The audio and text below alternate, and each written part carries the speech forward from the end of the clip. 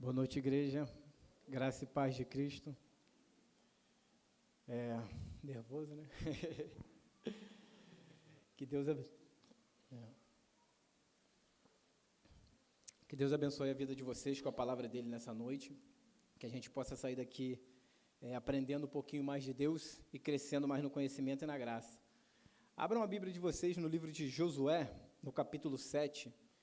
É o capítulo que a gente vai estar estudando nessa noite. Vamos estar tentando extrair, ou extraindo, né, melhor dizendo, algumas verdades daqui que vão abençoar nossas vidas. A campanha da família, né, gente? Eu gosto muito dessa questão de família, porque, abrindo um parênteses aqui, eu sempre sonhei com família, né? Antes mesmo de Cristo me alcançar, eu sempre tive no coração o desejo de ter família. Estendendo mais o parênteses, eu cresci no lar que minha mãe praticamente foi a que cuidou de todos nós ali, que o nosso pai saiu de casa muito cedo. Mas interessante que no meu coração sempre existiu o desejo de ter uma família, né? E Deus tem agraciado hoje que eu tenho uma família. E mesmo um tempo longe daquilo que é o conhecimento do Senhor, eu pude descobrir alguns valores que hoje eu acredito, eu reafirmo, né, eles são reafirmados em meu coração, que são valores de Cristo.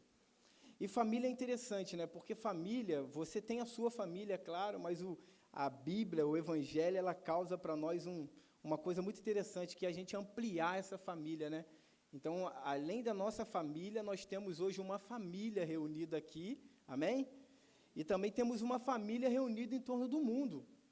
Onde existe um crente em Cristo Jesus, é seu irmão, é meu irmão. E aonde chegarmos, sabemos que vamos ser bem-vindos, se estamos em Cristo. Amém? E esse texto aqui, gente, é um texto interessantíssimo. O pastor Ezequiel já esteve pregando sobre esse texto. E se você for lá no canal, você vai ver a exposição que ele fez desse texto. E é um texto muito forte, assim, chamou bastante a minha atenção, que é um texto que realmente marca a nossa vida, né? Porque vai trazer coisas assim, que vão mexer com o nosso coração. E, amados, o livro de Josué é um livro que é interessante porque é o começo do povo de Deus tomando posse daquilo que Deus já tinha prometido para eles. Deus prometeu uma terra para o seu povo. E nessa trajetória, Deus tirou o seu povo lá do Egito e peregrinou pelo deserto. E agora, sob a liderança de Josué, Moisés tinha morrido, e agora Josué assume essa liderança. O próprio Deus chega para Josué e fala assim: Josué, agora é com você. Moisés instruiu, ensinou, e Deus confirmou isso, de que agora é com você. Agora é você que vai guiar esse povo na conquista desta terra prometida. E o povo empreende essa jornada, né, de conquista da terra prometida, aonde nós vamos ver que lá no capítulo 3, o povo, Josué tem uma estratégia de botar a arca da aliança na frente do povo, na travessia do Rio Jordão, e ali acontece aquela abertura do rio, o povo atravessa em segurança. No capítulo 4, nós vamos ver um memorial sendo levantado, tanto para aquela nação, quanto para as nações futuras, para mostrar o quanto Deus é poderoso. No capítulo 5, a gente vai ver aquela questão das cerimônias ali, duas cerimônias lindas, que é a circuncisão, né? Fazendo lembrança daquilo que Deus já afirmou com Abraão lá atrás, e também o memorial da Páscoa, né, mostrando como que Deus é poderoso em tirar o povo dele do Egito até aquela jornada. Mas o pano de fundo deste capítulo 7 é o capítulo 6, porque a gente, entendendo o que aconteceu no capítulo 6, a gente vai entender por que a ira de Deus se acende no capítulo 7. E no capítulo 6, lá no versículo de número 17 até o 19, diz assim, ó: Jericó e tudo que há dentro dela serão completamente destruídas, como oferta ao Senhor. Somente a prostituta Raabe e os outros que estão em sua casa serão poupados, pois ela protegeu nossos espiões. Não leve coisa alguma daquilo que foi separado para destruição, ou você mesmo será completamente destruído, e trarão desgraça ao acampamento de Israel. Toda prata, todo ouro e todo objeto de bronze e de ferro serão separados para o Senhor e deverão ser levados para o tesouro do Senhor. Então, esse é o pano de fundo do capítulo 7, que a gente vai entender por que a ira de Deus se acende aqui, né? E lembrando um pouquinho do capítulo 6, amados, o capítulo 6 é marcado por um fato maravilhoso, que é a conquista de Jericó. O povo atravessa o Rio Jordão, Deus faz uma estratégia a eles montam o grupo deles, Deus faz com que aconteça algo sobrenatural. Jericó era intransponível aos olhos dos homens, o povo de Israel não tinha capacidade de vencer aquela batalha, mas Deus dá a glória da vitória daquela batalha para o povo de Deus, para o povo dele. E os muros de Jericó caem, maravilha. Jericó é lembrado na Bíblia, Jericó é um símbolo de fé, um símbolo do poder de Deus, um símbolo da glória de Deus, e esse povo está maravilhado com isso. Mas aí nós entramos no capítulo 7, e nós vamos ver que durante essa conquista de Jericó, algo aconteceu. E para a gente entender melhor esse texto, eu aproveitei algumas coisas da mensagem do pastor Ezequias, como a grande ideia, o título, a grande ideia e os subtítulos. Eu fiz algumas alterações para o meu entendimento, mas eu creio que é bem assim pertinente para nós nessa noite. Nós vamos estar dividindo esse texto do capítulo 7 em 3 blocos, e eu vou fazer o seguinte, eu vou estar lendo, explicando ele e aplicando, de bloco em bloco, de parte em parte, ou como você, se você preferir, né, como é que se diz? Falhou aqui, mas de bloco em bloco é melhor, de parte em parte. O título dessa mensagem é O Preço da Desobediência. E a grande ideia é optar pela desobediência a Deus fará de você uma ameaça a si mesmo, à sua família e a todos que estão ao seu entorno. Optar pela desobediência a Deus fará de você uma ameaça a si mesmo, à sua família e a todos que estão ao teu entorno. E a gente vai entender isso perfeitamente neste texto. O capítulo 7, a gente vai estar lendo até o 9, diz assim, começando do versículo 1. Mas os israelitas violaram as instruções a respeito das coisas separadas para o Senhor. Um homem chamado Acã roubou algumas delas, e a ira do Senhor se acendeu contra os israelitas. Acã era filho de Carme, filho de Zabdi, filho de Zerá, da tribo de Judá. Josué enviou de Jericó alguns de seus homens para espionar a cidade de Ai, a leste de Betel, perto de Bet-Avém. Subam, espionem a terra, disse ele. Quando voltaram, disseram a Josué, não é necessário que todo o povo suba até lá. Basta mandar 2 ou 3 mil homens para atacar a cidade de Ai. Uma vez que eles são tão poucos, não canse todo o povo. Portanto, subiram apenas cerca de 3 mil homens, guerreiros, mas eles fugiram diante dos homens de Ai, que os perseguiram desde os portões da cidade até as pedreiras, e mataram 36 soldados dos que recuavam pela encosta. Com isso, o povo se encheu de medo e perdeu completamente o ânimo. Josué e as autoridades de Israel rasgaram as roupas, jogaram terra sobre as suas cabeças, lançaram seus rostos no chão diante da Arca da Aliança, até o entardecer. Então Josué clamou, ó Senhor soberano, por que nos fizeste atravessar o Jordão para nos entregar aos amoreus? Antes tivéssemos nos contentado em ficar do outro lado do rio. Senhor, o que posso dizer agora que Israel fugiu dos seus inimigos, quando os cananeus e todos os outros povos que vivem nesta região souberem do que aconteceu, nos cercarão e apagarão o nosso nome da face da terra. E então, o que será da honra do teu grande nome? Então, o que será da honra do teu grande nome? Amados, eles venceram uma batalha maravilhosa, a conquista de Jericó, e a gente nunca pode olhar para essa conquista de Jericó e achar que foi o povo que venceu, mas Deus que venceu Deus que empreendeu aquela guerra e Deus que deu a conquista da terra de Jericó para o povo dele, e agora esse povo aqui se organiza para a próxima batalha deles, que seria conquistar a cidade de Ai. E nesse primeiro bloco, o subtítulo é Perda de uma batalha já vencida. Por que perda de uma batalha já vencida, né? Como entender isso? Porque Deus já tinha dado uma promessa, Deus tinha uma promessa para o seu povo. A garantia de que a terra prometida já seria deles. Entre parênteses, eles não precisavam fazer nada, apenas obedecer. Apenas seguir as ordens do Senhor, que a conquista era certa de toda a terra.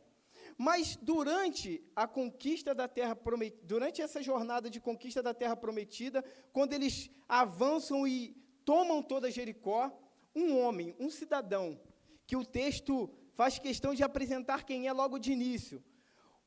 Os homens de Deus aqui não sabiam quem era, mas para a gente é um privilégio, o texto já fala para a gente quem é esse homem, esse sujeito chamado Acã.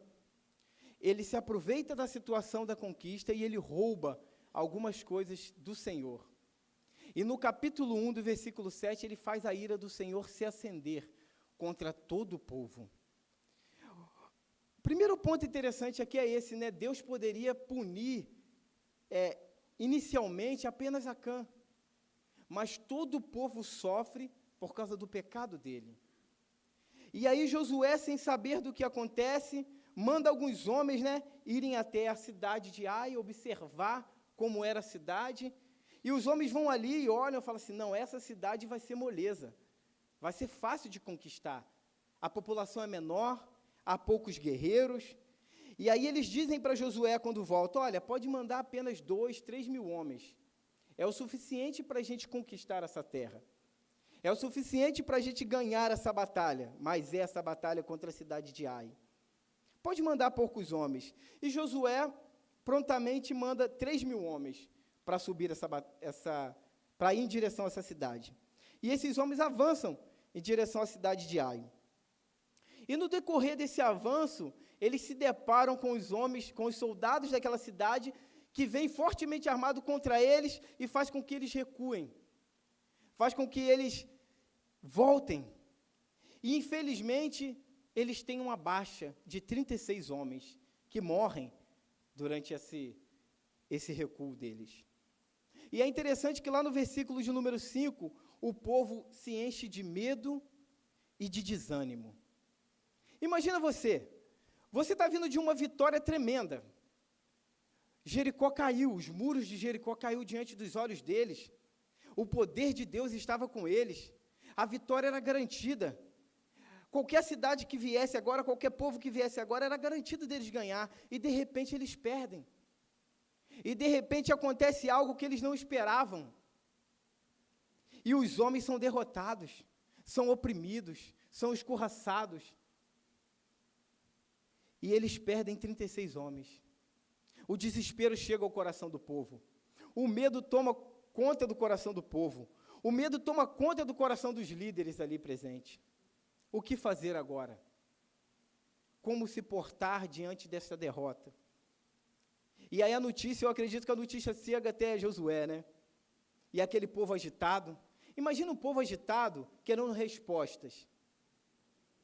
Porque quando a gente olha para os homens da Bíblia, para o povo da Bíblia, a gente também olha que eram pessoas como eu e você, pecadores. E aquele burburinho em meio à comunidade, em meio ao arraial ali, o que aconteceu, o que houve? Como vamos resolver isso? Estamos perdidos. E aí nós vamos ver o homem de Deus, juntamente com os líderes, se reunindo e questionando a Deus, perguntando para Deus, por que, Senhor? O que houve? O que aconteceu? Versículo 6, Josué e as autoridades de Israel rasgam as suas roupas, jogam terra sobre a cabeça e se prostram com o rosto no chão, diante da arca do Senhor, até o entardecer. Então Josué clama ao Senhor, soberano Senhor, por que fizeste atravessar o Jordão para nos entregar aos amorreus? Antes tivéssemos nos contentado em ficar do outro lado do rio. Senhor, o que posso dizer agora? Que fomos derrotados pelos nossos inimigos.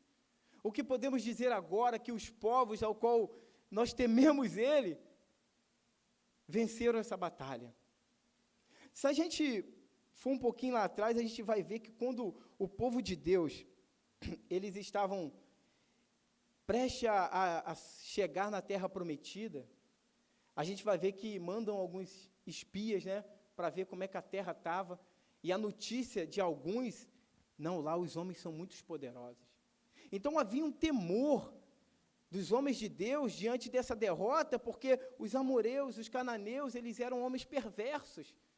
E o povo de Deus tinha plena concepção de que por eles mesmos não venceriam essa batalha. Por eles mesmos não ganhariam essa batalha. Mas algo aconteceu aqui, gente. E a resposta de Deus vai vir. Porque eles pecaram contra o Senhor. Porque o povo pecou contra o Senhor. O que fazer diante do medo e do temor? Eu aprendo com Josué que o que devemos fazer é procurar a solução. E só existe um lugar que tem solução. É Cristo Jesus. É a palavra de Deus. É aos pés do Senhor. Alguém pecou, Josué não sabia. Ele questiona a Deus por que aconteceu aquilo ali. Ele chega a dizer para Deus, de uma forma ousada, por que nós não ficamos lá do outro lado do rio? E aí podemos olhar para Josué e falar assim, por que tanto desespero se Josué tinha Deus com ele? Mas por vezes nós também nos desesperamos assim, o que aconteceu? Espera aí, viemos de uma vitória, e agora uma decepção de uma derrota, para um povo menor, para um povo bem menor do que o outro. O que houve?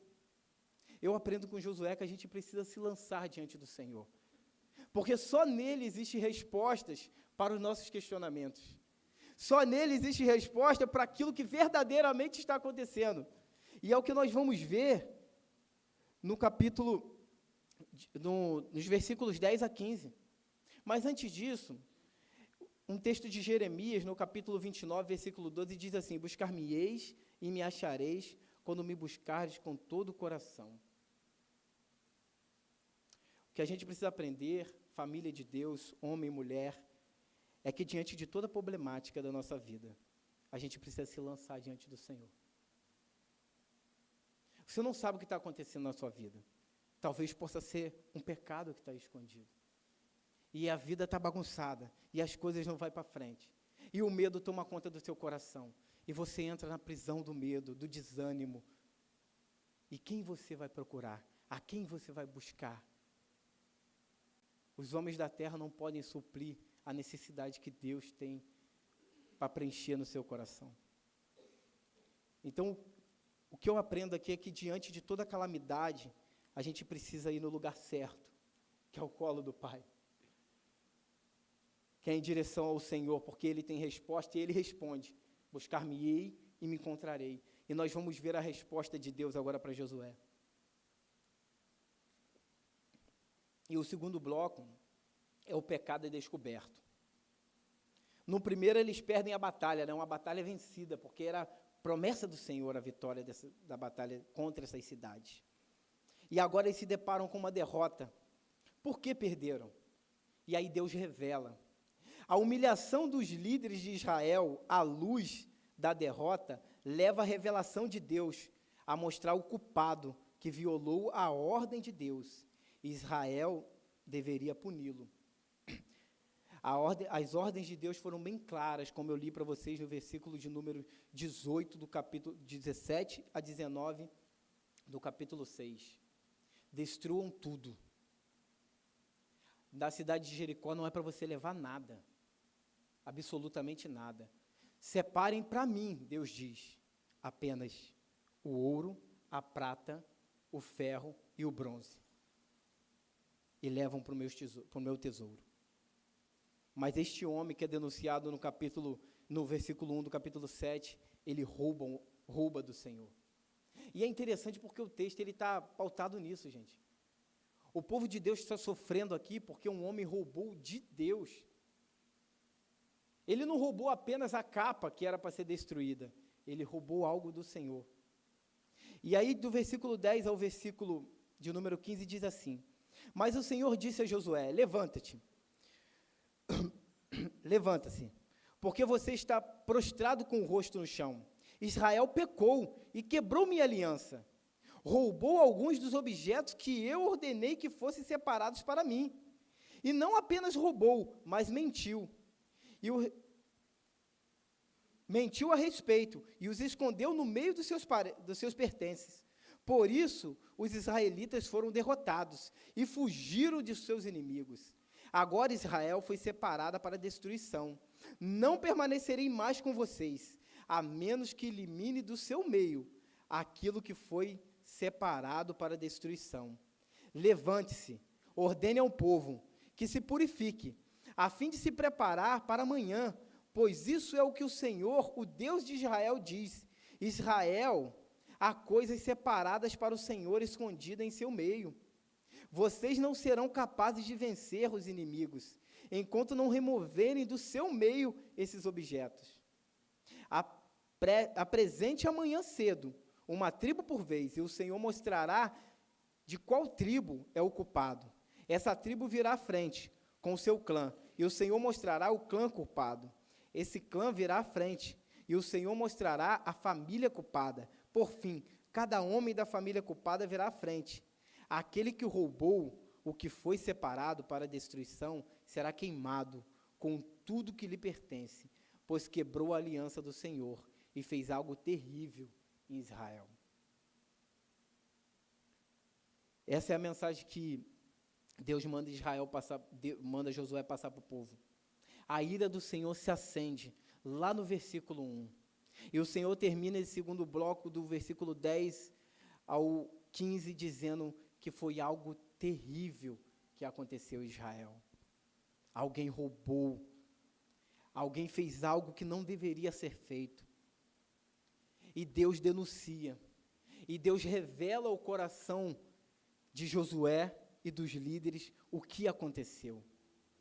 Todo o povo está padecendo, Josué, porque o povo de Israel pecou. Eles roubaram de mim, eles furtaram de mim e mentiram, esconderam de mim. E isso é destruidor, porque Deus diz assim para eles: eu não estarei mais com vocês, enquanto vocês não eliminarem do meio de vocês o que foi roubado, o que foi tirado daquilo que pertencia a mim. O Senhor diz por 2 vezes para Josué: levanta, levanta, toma postura. Israel pecou. É uma concepção que o líder deveria já ter aqui, eu acredito. Josué precisava entender de que algo aconteceu de errado. Por isso ele ora buscando o Senhor, e essa humilhação chega ao trono de Deus, e Deus revela para ele: alguém pecou, alguém errou, alguém roubou alguns dos objetos que eu ordenei que fosse separado para mim. Para mim. E esse homem tem que ser punido. E Deus começa a revelar o que aconteceu ao coração do líder. E ele precisa tomar uma postura. E Deus diz pela segunda vez, no versículo 13, levanta e ordene ao povo que se purifique, porque amanhã eu vou ter uma conversa com eles, porque amanhã eu vou mostrar o que aconteceu. É interessante porque o próprio Deus que vai revelar, mesmo eles usando dos recursos que ele tinha de sorte, mas o próprio Deus que vai tirar da tribo o clã culpado, a família culpada, e vai separar os homens daquela família, e vai chegar ao sujeito que é culpado de tudo isso. O circo estava se apertando, as coisas já estavam sendo reveladas, o pecado ia ser descoberto, e Deus deixa precisamente para Josué isso, lá no versículo 15, que aquele que roubou o que foi separado para mim, para a destruição, que foi separado para a destruição, será queimado com tudo que lhe pertence, pois roubou e quebrou a aliança de Deus. Em Provérbios 28, 13, diz assim, quem esconde seus pecados não prosperará, mas quem os confessa e abandona encontrará misericórdia. Esse homem escondeu, ele roubou e escondeu de Deus, e todo o povo estava sofrendo por isso. E é interessante porque às vezes a gente pensa que os nossos pecados que estão aparentemente escondidos, né? Porque os olhos do Senhor estão sobre a terra. Provérbios 15 vai dizer isso, os olhos do Senhor estão sobre os bons e os maus. O Senhor está vendo o seu coração. O Senhor está sondando o seu coração. Mas por vezes a gente acha que está escondido. E o nosso pecado prejudica a nossa comunidade, prejudica a nossa família. Por isso, Deus começa a revelar, Deus mostra aos homens de Deus que algo estava errado ali, que alguém pecou, que alguém cometeu algo que não deveria cometer. E o que eu aprendo com isso, né? Eu aprendo que a gente precisa buscar a orientação de Deus em nossas vidas para ver se existe algum caminho mau em nós. E todo homem de Deus e mulher de Deus precisa ter uma consciência precisa de que quando Deus revelar, você precisa tomar uma postura. É por isso que Deus diz para Josué, levanta, levanta. Eu acredito que na primeira vez que Deus diz para Josué, levanta, e ele dá a sentença de que alguém roubou ali, Deus fala que alguém roubou, de que alguém cometeu um pecado, Josué permanece ainda no chão, por isso Deus fala de novo para ele, levanta, e profere essas palavras aqui ao povo. Diz para eles que enquanto eles não removerem do meio deles aquilo que foi separado para a destruição, vocês não vencerão seus inimigos. Quais os inimigos que vocês precisam vencer? E por que não tem sido vencido? Eu aprendo que um líder tem que tomar postura. Eu aprendo que você, diante do pecado, precisa tomar uma decisão de tirar ele do seu meio, porque essa é a ordem de Deus. Arranca do meio, tira daí. Enquanto não eliminar, enquanto não tirar, vocês não vencerão. A vitória não vai vir. Purifique-se, tome postura, senão não vai ter vitória. Esse pecado de Acã, gente, é tão forte porque ele marca a história do povo de Deus. A gente vai ver que lá em Crônicas, 1 Crônicas 2:7, quando está listando ali o nome dos homens, das famílias, a genealogia, vai citar o nome de Acã. Lá em 1 Crônica 2:7 diz assim, o filho de Carme se chamava Acã, e trouxe calamidade sobre Israel, ao tomar para si despojos consagrados ao Senhor. Ele tomou do Senhor, ele não obedeceu às ordens do Senhor. Quando você peca, você desobedece o Senhor. É o Senhor que você desobedece. A gente precisa tomar postura diante do pecado. A gente precisa tomar postura.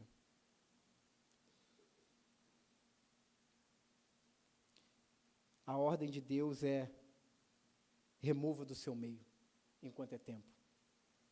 E na terceira porção, terceiro bloco, do 16 ao 26, a gente vai ver a justiça de Deus sendo executada, né? Primeiro o povo perde uma batalha por causa desse pecado. Depois o povo empreende a descoberta, né, a oração em busca da descoberta do que aconteceu. Deus revela o pecado, revela que o povo pecou, e manda separar, juntar esse povo, todos reunirem de manhã, para que ali Deus mostrasse quem verdadeiramente pecou. E agora as coisas começam a se estreitar. Logo cedo, no versículo 16 diz, logo cedo, no dia seguinte, Josué reuniu Israel, de acordo com suas tribos. A tribo de Judá foi escolhida, os clãs de Judá vieram à frente, e o clã de Zerá foi escolhido. As famílias de Zerá vieram à frente, e a família de Zabdi foi escolhida. Cada homem da família de Zabdi foi trazido à frente, e Acã, filho de Carmim, filho de Zabdi, filho de Zerá, da tribo de Judá, foi escolhido. Então Josué disse a Acã, meu filho, dê glórias e louvor ao Senhor, o Deus de Israel. Confesse e conte o que você fez. Não esconda de mim. Acã respondeu, de fato pequei contra o Senhor. De fato pequei contra o Senhor, o Deus de Israel. Foi isso que fiz. Entre os despojos vi uma bela capa da Babilônia, cerca de 2,5 quilos de prata, e uma barra de ouro, com pouco mais de meio quilo. Eu os desejei tanto, que tomei para mim. Estão escondidos no chão, debaixo da minha tenda, com a prata por baixo. Josué mandou alguns homens fazerem uma busca. Eles correram até a tenda, encontraram escondidos ali os bens roubados, como Acã tinha dito, com a prata por baixo. tiraram os objetos da tenda e os levaram a Josué e a todos os israelitas, e depois os colocaram no chão, na presença do Senhor. Então Josué e todo Israel tomaram Acã, filho de Zerá, a prata, a capa, a barra de ouro, e também os filhos, as filhas, os bois, as jumentas, as ovelhas, a tenda e tudo que pertencia a Acã, levaram ao vale de Acor. Josué disse a Acã: por que você trouxe desgraça sobre nós? Agora o Senhor trará desgraça sobre você. Então todo o povo apedrejou Acã e sua família, e queimou os corpos. Ergueram sobre Acã um grande monte de pedras, que continua lá até hoje. Por isso, desde então, aquele lugar é chamado Vale de Acor. Com isso, a ira ardente do Senhor se apagou. O pecado é cometido. Lá no capítulo 6, alguém toma das coisas do Senhor. O texto no capítulo 7 já revela que é Acã, mas o povo de Israel ainda não sabe. O povo de Israel empreende uma jornada para conquistar Ai e perde. Aí Josué procura Deus para saber o que aconteceu, Deus revela ao coração dele que o povo pecou. E agora Deus começa a dar nome a quem pecou. Eles fazem os seus costumes das sortes, mas Deus diz lá no versículo 14 que ele revelaria quem era a família, quem era o homem. E agora já era. Acã está com a faca no pescoço. Ou ele confessa ou confessa, porque foi Deus que mostrou.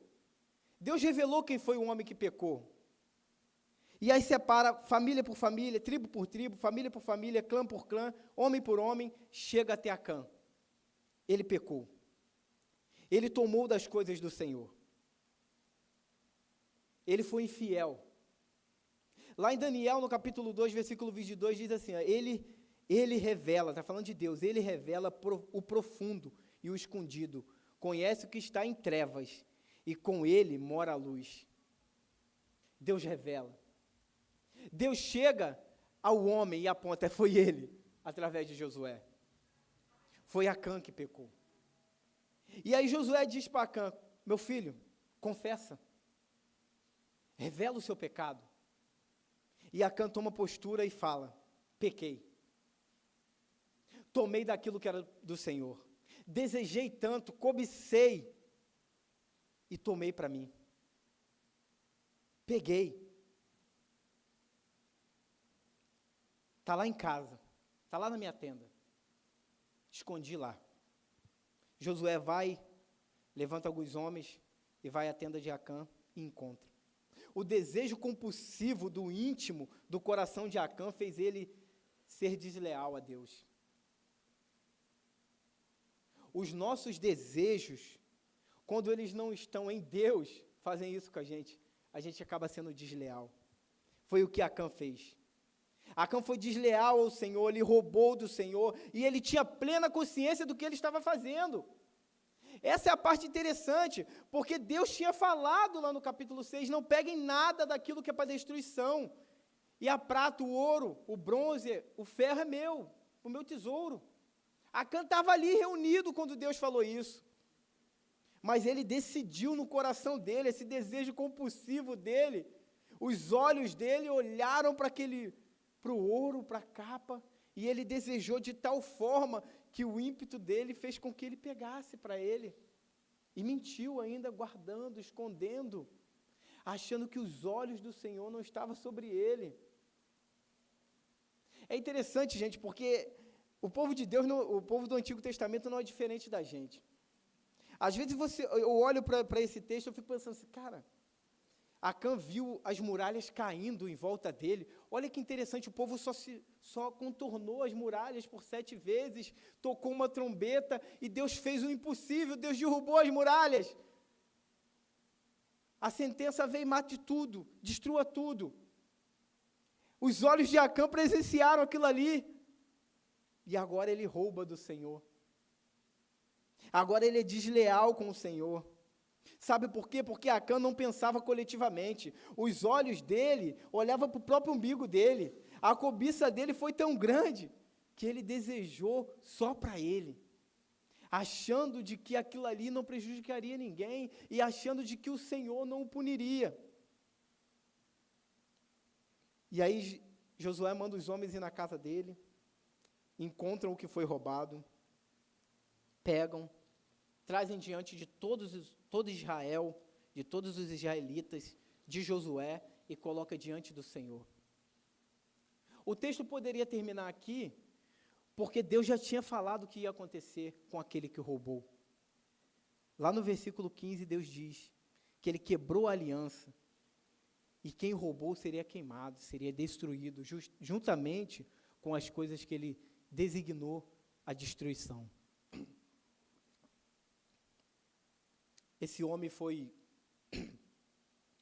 perdão pela palavra, mas um desgraçado. Ele trouxe desgraça ao arraial. Ele trouxe desgraça ao povo dele.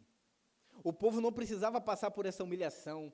Famílias aqui não precisavam perder 36 homens do seu lar. Mas a culpa foi dele, ele pecou. Ele errou. E a sentença de Deus veio sobre a vida dele. Em 1 Samuel, no capítulo 15, versículo 23, diz assim: a rebeldia é um pecado tão grave contra a feitiçaria, quanto a feitiçaria. A persistência no erro é um mal tão grave quanto a idolatria. Assim como você rejeitou a ordem do Senhor, ele te rejeitará como rei. Esse texto está falando de Saul, quase que paralelo com o que Acã fez. Saul, quando Deus mandou ele destruir os amalequitas, ele foi lá, destruiu o que ele queria e separou o que ele achou de bom, e levou para ele. E depois falou que era para prestar um holocausto ao Senhor. Aí o Senhor diz isso a ele: a rebeldia é um pecado tão grave contra a feitiçaria. A persistência no erro, porque ele persistiu com Samuel, a persistência no erro é tão grave contra a idolatria. Assim como você rejeitou o Senhor, ele te rejeitará como rei. E essa mesma frase de Deus se repete para Acã aqui. Assim como ele rejeitou a ordem do Senhor, que já tinha sido dada no capítulo 6, Deus o rejeitou. E a sentença de Deus veio sobre a vida dele. E ele pagou o preço. Ele pagou o preço do pecado dele. O povo de Deus se reúne, pega Acã, a família dele, reúne tudo, leva ao vale de Acor, e ali a sentença de Deus se cumpre a vida dele. E lá no versículo 26, no finalzinho, diz assim: e a ira de Deus,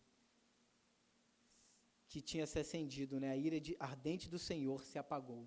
A ira ardente do Senhor se apagou. Lá no versículo 1, a ira de Deus se acende porque alguém pecou contra Deus. E no versículo de número 26, quando a sentença vem, quando é executado aquilo que Deus já tinha falado que tinha que fazer, que tinha que eliminar o pecado do meio deles, a ira de Deus se apaga. Deus só vai olhar para a tua causa, Deus só vai entrar na sua briga, Deus só vai consertar os seus caminhos quando você confessar os seus pecados e quando você eliminar do meio do seu coração, do meio da tua família, do meio do teu povo, o teu pecado. Enquanto isso, o Senhor não tem parte contigo. Porque Deus odeia o pecado, Deus não tem parte com o pecado, Deus não faz associação com o pecado. Deus ama o pecador, mas Ele se aborrece, Ele se ira contra o pecado, porque Deus é santo, santo, santo. O que eu aprendo que a gente precisa ter postura e confessar os nossos pecados diante de Deus. E eu aprendo também que a gente tem que estar pronto, porque se você que cometeu, você é o culpado, você que vai sofrer as consequências. E não só você, infelizmente, mas aqueles que estão à tua volta. Aqueles que estão à tua volta. O marido que toma uma decisão ruim dentro de casa, ele prejudica a esposa e ele prejudica os filhos. A mulher que toma uma decisão ruim dentro de casa, ela prejudica o marido e prejudica os filhos. E talvez seus parentes, por sequência. A gente vive muito hoje uma questão de dívida, né? Às vezes as pessoas são tão compulsivas por comprar, que elas compram e prejudicam todo o lar dela. Aquele mês é mês de escassez. Aí, de repente, prejudica o pai dele ou o pai dela, porque tem que ir lá pedir alguma coisa. É só um exemplo, mas é como o pecado é danoso em nossas vidas. Como o pecado, ele prejudica a nossa vida. Então, confesse o seu pecado. Em 1 João, capítulo 1, versículo 9, diz assim: se confessarmos os nossos pecados, Ele é fiel e justo para nos perdoar do pecado e nos purificar de toda a injustiça.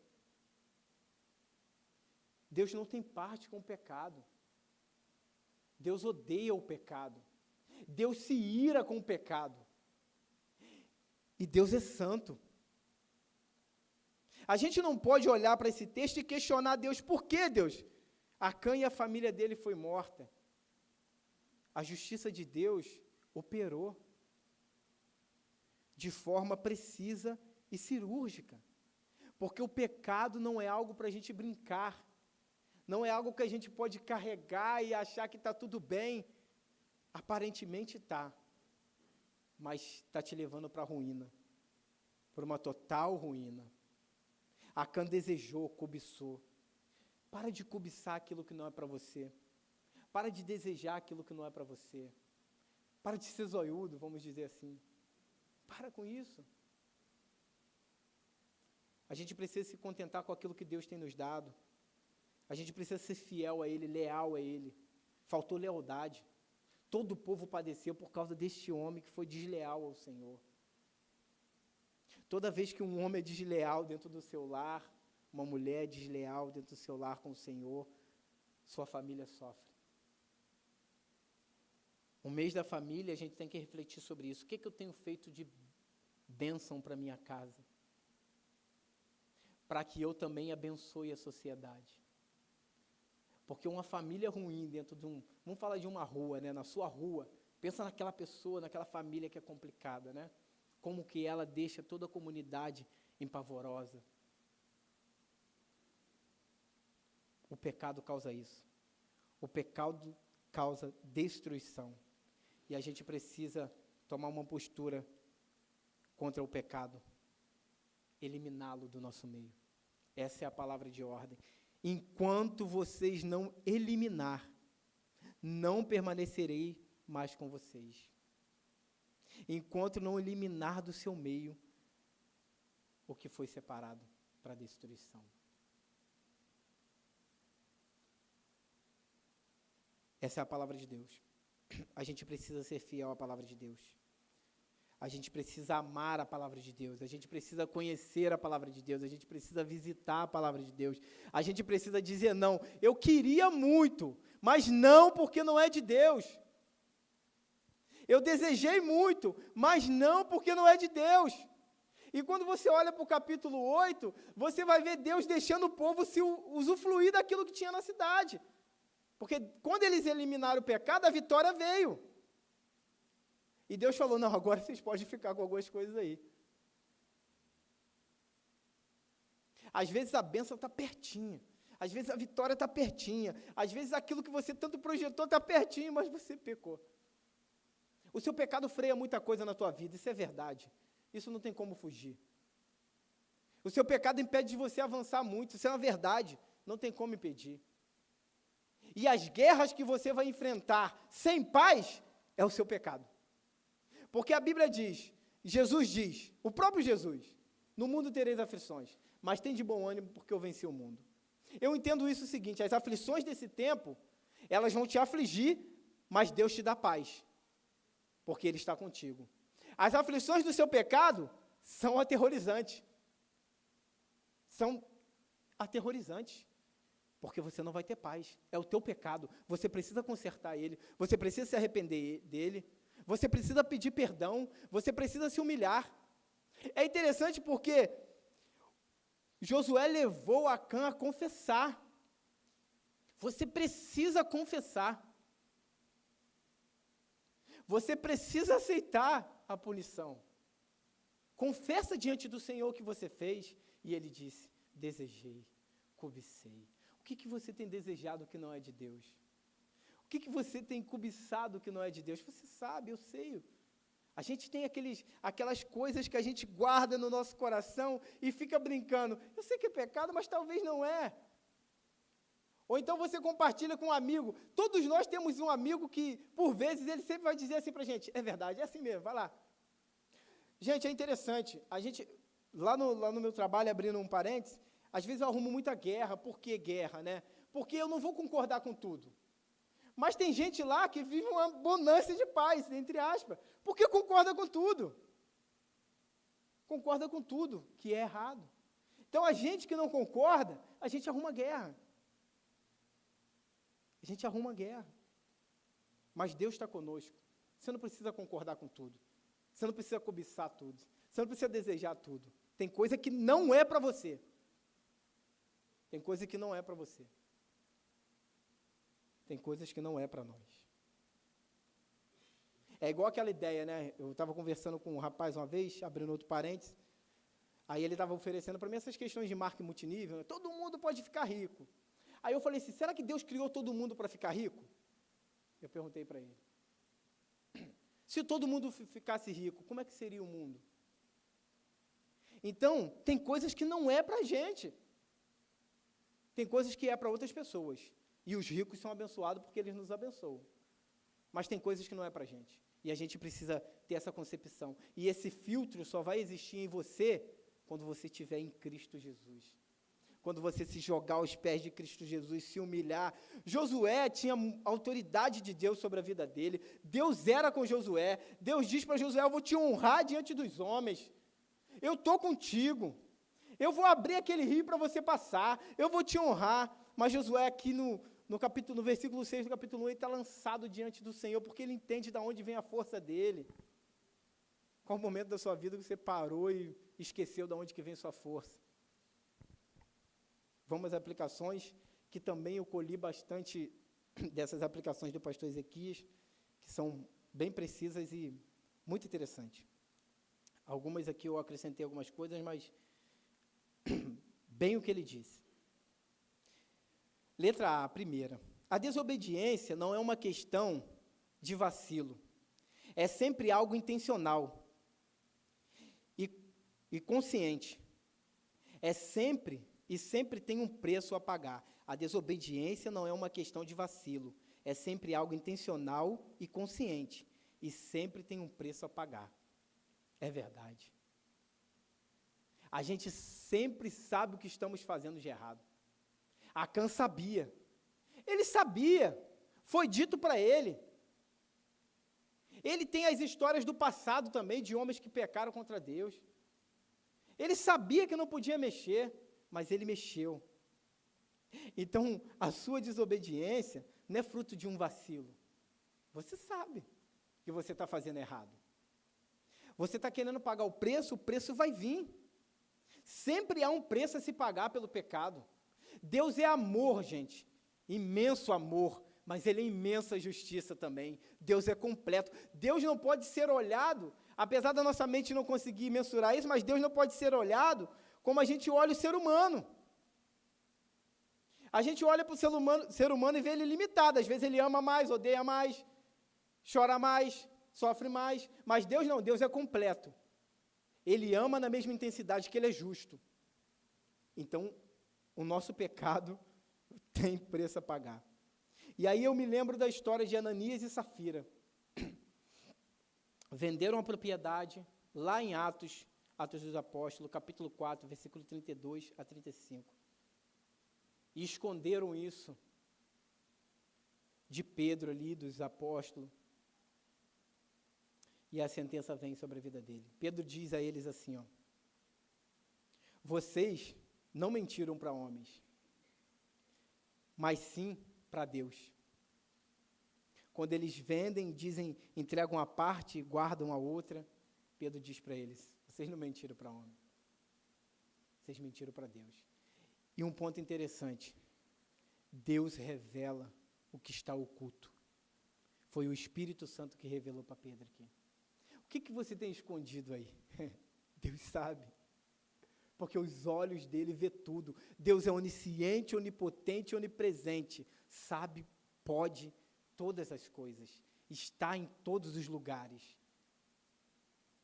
Lá debaixo do seu cobertor, você matutando alguma coisa louca, Deus está vendo, Deus está ouvindo, Deus está se entristecendo. Fuja do pecado.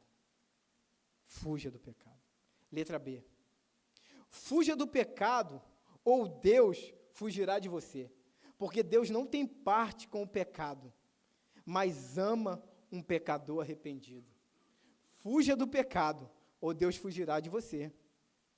Porque Deus não tem parte com o pecado, mas ama um pecador arrependido.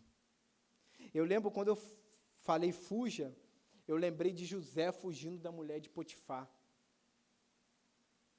Ele poderia. Provavelmente a mulher não era feia, mas ele fugiu. Ele correu. Lá em Gênesis 39, ele fugiu da mulher. Para honrar o seu Senhor, para honrar o seu Deus. Fuja do pecado, porque Deus não tem parte com o pecado. Se você está afundado no pecado e não se arrepende, Deus não está contigo. Não está. Não tem como, gente. Deus não tem parte com o pecado. Deus é santo. Purifique-se. Santifique-se. Ame o Senhor. Letra C. Aquilo que você tem escondido em sua tenda, achando que ninguém está vendo, tem prejudicado sua vida e sua família. A gente pode mudar aqui dizendo que aquilo que você tem guardado, escondido no teu coração, ou na tua casa, tem prejudicado a sua vida. Você tem morrido cada dia mais um pouquinho. Talvez a sentença de Deus não seja morte, como foi para Acã para você, mas o pecado causa morte espiritual. Você está morrendo. E você está prejudicando sua família. Porque um homem sem Deus, ele não tem freio moral, ele não tem equilíbrio, ele não tem aquilo que Deus ensina. Ele não tem postura de homem. Romanos 6, 23 diz que o salário do pecado é a morte, mas a dádiva de Deus é a vida eterna em Cristo Jesus. Se arrependeu? Tem dádiva de vida eterna para você. Se arrepende. E por último, eu quero levar você a um exercício mental. Nós somos como Acã, por vezes estamos pecando, roubando de Deus. A sentença para nós deveria também ser a morte, porque o salário do pecado é a morte. Mas na nossa história, na nova aliança, entra um homem em destaque, um advogado de defesa, fiel e justo, Jesus Cristo, e remove a culpa do nosso pecado, e lança sobre ele, essa culpa.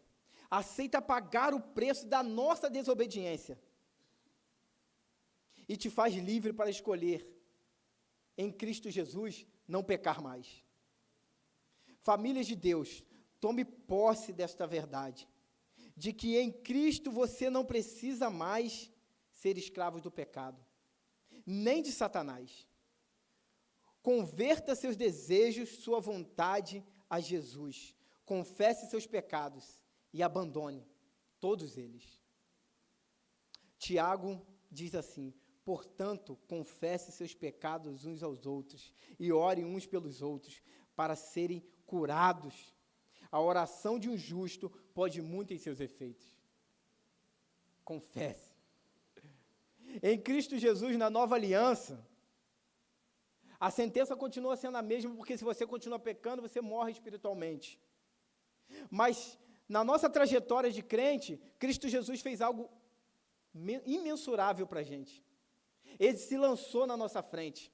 Imagina você, Acã, tá indo em direção ao Vale de Acor, e Jesus entra na tua frente.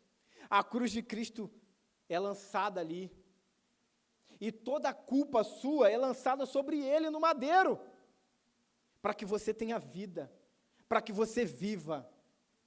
Quer um motivo melhor? Quer um motivo maior?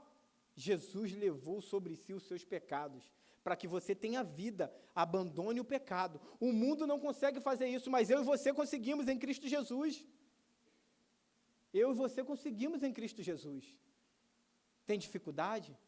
Busca a palavra de Deus, porque em Cristo somos mais que vencedores. E temos um advogado junto ao Pai, que é Cristo Jesus, justo e fiel. Justo e fiel. Na vida, a gente passa por muitas dificuldades e muitas causas que a gente até perde, aparentemente. Mas Deus, o Senhor, o justo juiz, vê tudo, sabe tudo e na hora certa te dá a vitória que você merece. E se não for nesse tempo, que eu espero que seja, muitas das nossas causas a gente espera que seja nesse tempo que a gente vença. Mas se não for nesse tempo, tem um céu maravilhoso para você. Maravilhoso. A gente lê as Escrituras, a gente vê o que é dito sobre o céu, mas a gente não consegue imaginar toda a glória que ele tem, separado para você. Se arrependa dos seus pecados, confesse ele diante de Jesus, e ele te assegura a terra prometida, que é o céu. As suas batalhas não terão mais derrota. Quando a gente vê alguém falando só vitória, a gente sabe que tem luta, mas só vitória porque Cristo está vencendo para nós todas as batalhas. Mas temos que ter consciência de que precisamos nos lançar diante dele. Muito obrigado, gente. Que Deus abençoe sua vida. Vou orar por vocês. Pai de amor, muito obrigado, Senhor, pela tua palavra, precisa e cirúrgica em nossa vida.